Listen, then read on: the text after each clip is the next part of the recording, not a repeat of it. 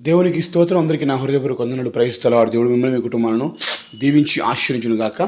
ఈరోజు దేవుడు మనందరి కొరకు తెలియపరుస్తున్న అద్భుతమైన వాక్య సందేశం. కీర్తన గ్రంథము 20 అధ్యాయం 4 వచనం.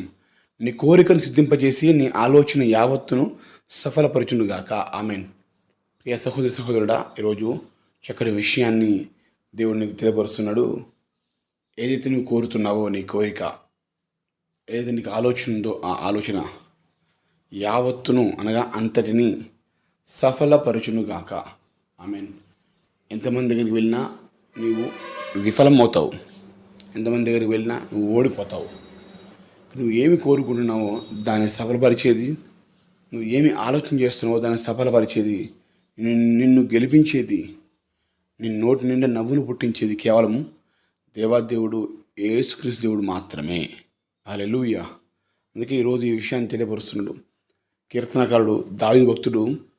ఆయన కోరిన కోరికను, ఆయన ఆలోచనను సఫలపరిచినాడు కనుక నీ జీవితంలో నువ్వు ఏ కోరికను కోరుకుంటున్నావు, ఏ ఆలోచన కలిగి ఉన్నావు, ఈరోజు నువ్వు ఏ ఆలోచన కలిగి ఉన్నావు,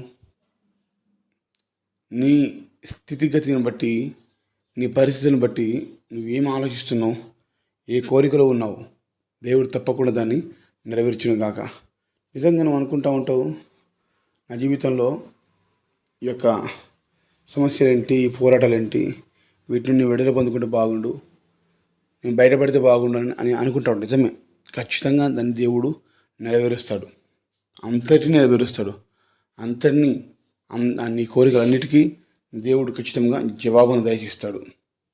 ప్రియ సహోదరుడా, ఎంతకాలం ఉన్నా ఈ లోకంలో శ్రమలు, నిందలు, బాధలు, అవమానాలు ఇవి మానక ఎదురవుతున్నాయని చెప్పేసి కృంగి కృషించిపోతూ దుఃఖంతో ఉన్నావేమో, బాధపడకు, భయపడకు. దేవుడు ఒకరోజు నీకు సమయాన్ని ఏర్పాటు చేశాడు. ఆయన వాగ్దానం ఇస్తూ ఉన్నాడు. ఏ మనిషి ఇవ్వలేనిది, ఎవరు సహాయం చేయలేనిది గొప్ప వాక్కు దేవుని మాట.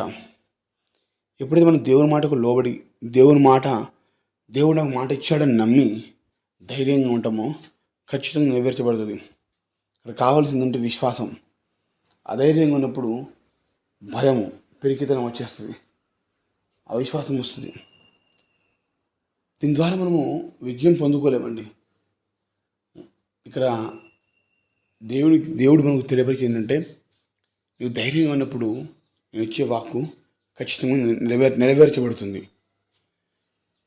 దేవుడు చెప్పేది నెరవేర్చబడాలంటే మనలో ఉండాల్సింది విశ్వాసము, ధైర్యము. విశ్వాసం, దేవుని వాక్కు మీద, దేవుడికి మాట మీద విశ్వాసం ఉన్నప్పుడు ఆటోమేటిక్గా కొండంత ధైర్యం వస్తుంది. ఇప్పుడు దేవుడు ఏం తెలియపరుస్తున్నాడు? నీ కోరిక ఏంటి? దైవ చిత్తానుసరణ ప్రతి కోరిక, దైవ చిత్తానుసరణ ప్రతి ఆలోచన దేవుడు దాన్ని సిద్ధింపజేసి, సిద్ధపరిచి, కరెక్ట్ చేసి, నీకు ఇది వర్త్, నీకు ఇది కావాలి అని దేవుడు చెప్పి దాన్ని మొత్తాన్ని సఫలపరుస్తాడు. హల్లెలూయా.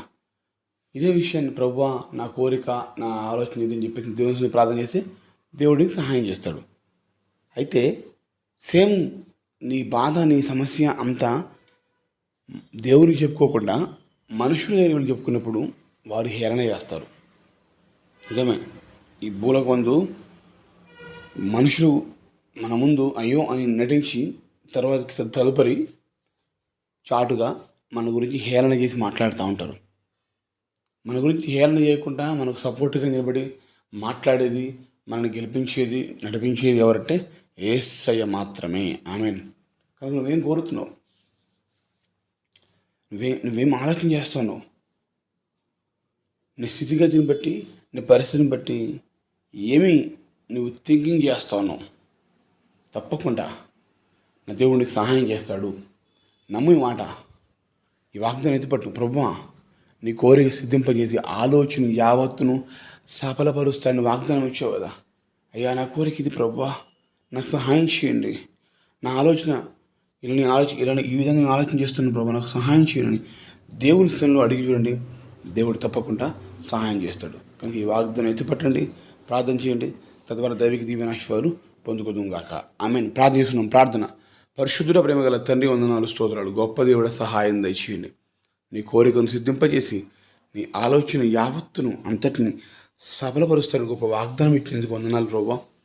అయ్యా నాడు అయ్యా బైబిల్ అందున్న భక్తుల జీవితంలో అనేక అద్భుతాలు చేస్తావు. నేడు మేము కోరుతున్న కోరిక ఆలోచన అంతయు ప్రభు నీ చిత్తానుసారంగానే అయ్యా ఉన్నదని అయ్యా భావించి ప్రభు మాకు సహాయం దయచేయం వేడుకుంటున్నాం. ఒకవేళ నీ చిత్తానికి వ్యతిరేకమైతే దాన్ని దూరపరిచేయండి అయ్యా.